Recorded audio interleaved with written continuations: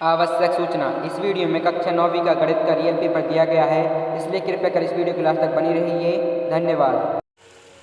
Hello दोस्तों, आप सभी का स्वागत है फिर से अपनी धमाकेदार वीडियो में। यहाँ पर देख सकते हैं मैं एमपी बोर्ड, जी हाँ दोस्तों, माध्यमिक शिक्षा मंडल द्वारा भोपाल द्वारा ये पेपर दिया गया है मुझे। बिल्कुल ये 101% रियल पेपर है। वीडियो के लास्ट तक बने रहना आपको। चैनल को सब्सक्राइब कीजिए, बेल नोटिफिकेशन को ऑन कीजिए, अपने दोस्तों में शेयर कीजिए ताकि उनका भी अच्छा पेपर जाए, आपका भी अच्छा पेपर जाए और आप क्लास में टॉप कर सकूँ, टॉपर बन जाओ अपनी क्लास के। इसलिए चैनल को सब्सक्राइब कर लो, बेल नोटिफिकेशन को ऑन करके। आप यहाँ पर माध्यमिक शिक्षा मंडल भोपाल द्वारा मध्य प्रदेश द्वारा यहाँ पर कक्षा 9वीं विषय गणित सैंपल पेपर 2023 मैंने इसका पार्ट 1 बना दिया है। पार्ट 2 इसका आ चुका है। इसमें उत्तर भी दिए गए हैं। विद सेट 2 है, आप देख लीजिए पूरा। इसमें सॉल्यूशन भी दिया गया है, तो चैनल को सब्सक्राइब कर लो। यहाँ पर प्रश्न 1 है, सही विकल्प चुनकर लिखना है। तो पहला आपका है, किसी भी बहुपद में चर की घात सदैव होती कितनी होती है? किसी भी बहुपद में चर की घात सदैव होती है तो उसमें क्या लिखना है? एक पूर्ण संख्या होती है।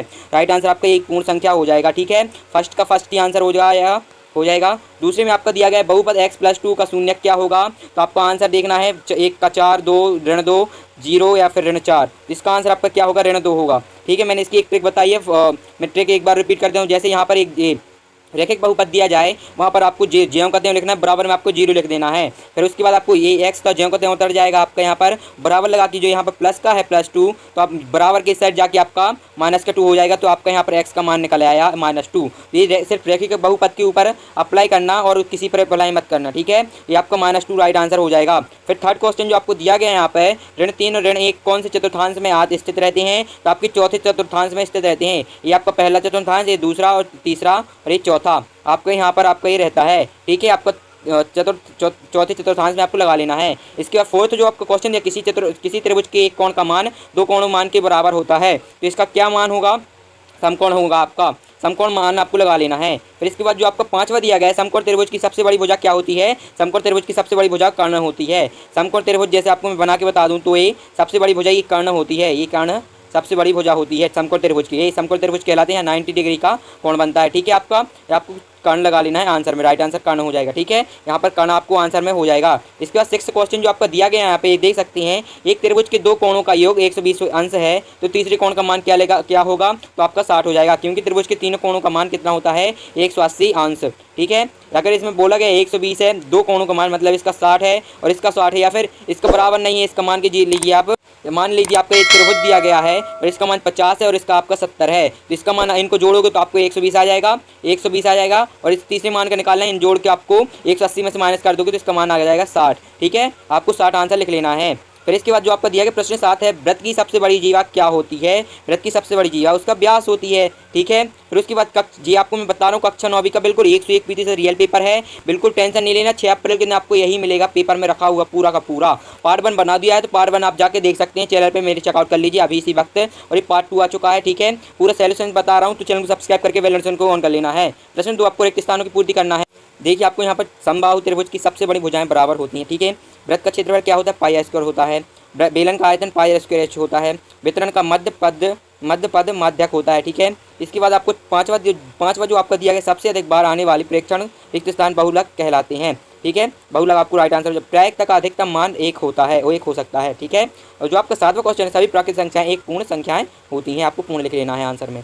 इसके बाद आपको प्रश्न 3 दिया गया है, एक वाक्य में उत्तर। तो आपका पहला क्वेश्चन है, किसी रैखिक समीकरण में चर की अधिकतम घात कितनी होती है? तो आपकी 1 होती है। बहुपद x² + 4x की घात क्या होगी? तो 2 होगी। आपको यहाँ पर देखिए 2 घात दी गई है, तो आपका यहाँ पर राइट आंसर आपका 2 हो जाएगा। ओके ना। इसके बाद आपका 3 क्वेश्चन है, प्रथम 5 विषम प्राकृतिक संख्याओं का माध्य क्या होगा? 5। ये आपका MBIP क्वेश्चन है, ये फर्स्ट सेट में भी आया है और सेकंड सेट में भी आया है, तो आपको ये रट के जाना पूरा। आपको द्विघात वाले बहुपद को क्या कहते हैं? नहीं, 2 घात वाले बहुपद को क्या कहते हैं? द्विघात बहुपद कहते हैं। और मैं आपसे पूछूं 3 घात वाले बहुपद को क्या कहेंगे? तो आपका आंसर आना चाहिए त्रिघाती बहुपद। ठीक है, इसके बाद आपको देखना है, 5वां है, समान आकार और समान आकृति वाली आकृतियों को क्या कहा जाता है? सर्वांग सम कहा जाता है। ठीक है, और आपको यहाँ पर 6वां क्वेश्चन, पाइथागोरस प्रमेय का उपयोग किस में होता है? तो आपको समकोण त्रिभुज में होता है। ठीक है, इसके बाद आपको मैचिंग आई है, सही जोड़ी आई है, तो आप यहाँ पर देखिए मैचिंग आपको सही जोड़ी है। मैंने इसी के सामने बिल्कुल राइट आंसर लिख दिया है, तो आपको बिल्कुल टेंशन नहीं लेनी है। ठीक है, तो आपको कर्ण समकोण के साथ त्रिभुज है। अर्धवृत्त का कोण कितना होता है 90 डिग्री। और घन का आयतन भुजा क्यूब। चर का औसत मान कितना माध्य होता है। असंभव घटना की प्रायिकता 0 होती है। समांतर चतुर्भुज सम्मुख भुजाओं बराबर होती हैं। सरल कोण 180 डिग्री का होता है। आप यहाँ पर स्क्रीनशॉट ले लीजिए, जो करना है वो कीजिए। आपको पूरा यहाँ पर आंसर प्रोवाइड किए गए हैं। साथ ही आप चैनल को सब्सक्राइब करके बेल नोटिफिकेशन को ऑन कर लेना है। ठीक है दोस्तों, इसके बाद आप देखते हैं 5th क्वेश्चन, जो आपको यहाँ से आपको 2-2 नंबर की आपको शुरू हो रहे हैं। यहाँ पे क्लास 9 का मैथमेटिक्स सैंपल पेपर है। पीडीएफ को आपको चाहिए तो बता देना, मैं आपको पीडीएफ भी प्रोवाइड करा दूंगा। प्रश्न 5 है, गुणनखंड विधि से आपको इसको सॉल्व करना है, तो आपको इसको सॉल्व कर लेना है। अथवा में जो आपको दिया गया इसे भी गुणनखंड विधि से करना है। इसके बाद 6वां क्वेश्चन, त्रिभुज की सर्वांग क्षमता की 4 कसौटी लिखना है, तो आपको इसको लिख देना है।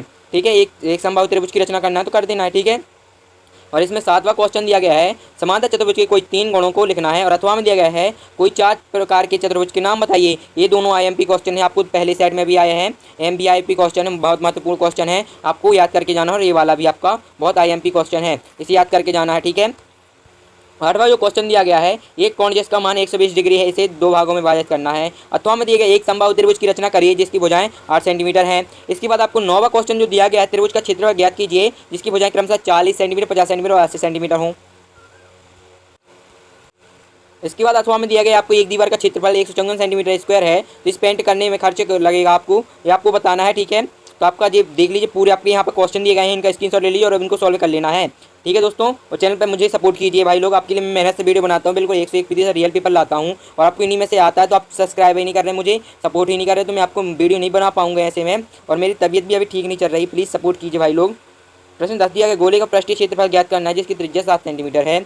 और इसका और आप एक अर्धगोले के वृत्त पृष्ठीय क्षेत्रफल ज्ञात कीजिए जिसकी त्रिज्या 14 सेंटीमीटर है। और इसका 11वां क्वेश्चन जो दिया गया है आपको, दर्शाइए कि समबाहु त्रिभुज का प्रत्येक कोण 60 अंश का होता है। और 11वीं का अथवा दिया गया, एक समकोण त्रिभुज दिया गया है जिसका एक कोण 90 डिग्री तथा अन्य 2 कोण बराबर हैं, तो कोण बी सी का मान ज्ञात करना है।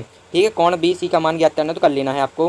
प्रश्न 12, रैखिक समीकरण के हल कीजिए। ये 4x = y है। ठीक है, इसका सॉल्व करना आप कर लेना। और इसका समीकरण 3x + 4y बराबर के मान क्या होगा, जबकि x = 2 और y = 1 है। ठीक है, इसका मान आपको हो गया है। फिर 30 क्वेश्चन जो आपका दिया गया है यहाँ पर देखिए, एक पासे को फेंकने पर सम अंक आने की प्रायिकता क्या ज्ञात करनी है। अथवा में दो सिक्के के उछालने पर दोनों सिक्कों पर हेड आने की प्रायिकता ज्ञात करनी है।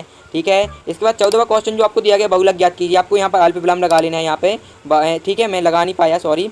आप यहाँ पे बहुलक ज्ञात करना तो आप बहुलक ज्ञात कर लेना है। इसमें माध्य ज्ञात करना है तो माध्य ज्ञात कर लेना। ठीक है, ये आपको 16 क्वेश्चन दिया गया है, इसी का अथवा में आपको 60 का अथवा दिया गया है। इसके बाद 17वां क्वेश्चन देखिए, सिद्ध करो कि आपको देखना है। अथवा में दिया गया, सिद्ध करो कि वृत्त की 2 जीव है। आपको यहाँ आएंगे आईएमपी क्वेश्चन है, आपको दोनों सेटों में आपको मिले हैं, तो आप चैनल पर जाके वो फर्स्ट वीडियो देख सकते हैं और सेकंड वीडियो भी आपको आ चुका है, तो इसको भी देख लेना है। प्रश्न 18, ये सिद्ध करना कि चक्रीय समांतर आयत होते हैं। अथवा में आपको सिद्ध करो कि अर्धवृत्त पर बना कोण समकोण होता है। ठीक है, और 19वां क्वेश्चन जो आपको दिया गया है, एक चतुर्भुज के कोणों का अनुपात 3, 5, 10, 18 है, तो प्रत्येक कोण का मान ज्ञात करना है। अथवा में देखिए चंद्रमा, आपको एक क्वेश्चन दिया गया, इनको सॉल्व कर लेना है। ठीक है, 19वां का अथवा है, इसका आपका क्वेश्चन दिया प्रश्न 20 है। आपको इतना एक क्वेश्चन दिया गया और ये सारणी दी गई, तो आपको इसमें क्या याद करना है, आपको मैं बता देता हूँ। आपको इसमें आपको एक समूह की मासिक आय 5 लाख है, जिसकी विभिन्न सामग्री पर महीने में होने वाले खर्च की नाम का जानकारी निम्नलिखित है, तो आपको इनमें से देख लेना है। ठीक है, मिलते हैं नेक्स्ट वीडियो में, तब तक के लिए जय हिंद जय भारत। तो चैनल पे मुझे सपोर्ट दिखाई भाई लोग, तो आपको मैं वीडियो ला पाऊंगा, वरना ऐसे में मुझ पे नहीं हो रहा है, मैं नहीं कर सकता इतना। आप लोग बिल्कुल सपोर्ट ही नहीं कर रहे हैं भाई लोग, प्लीज़ सपोर्ट कीजिए। चैनल को सब्सक्राइब करके बेल नोटिफिकेशन को ऑन कर लेना है। और आपको वीडियो अच्छा लगे तो कमेंट में यस लिख देना प्लीज़ भाई लोग, आपको मुझे बहुत मोटिव होता है आप लोग की एक सब्सक्राइब, एक लाइक और एक कॉमेंट से। मिलते हैं नेक्स्ट वीडियो, तब तक के लिए जय हिंद जय भारत।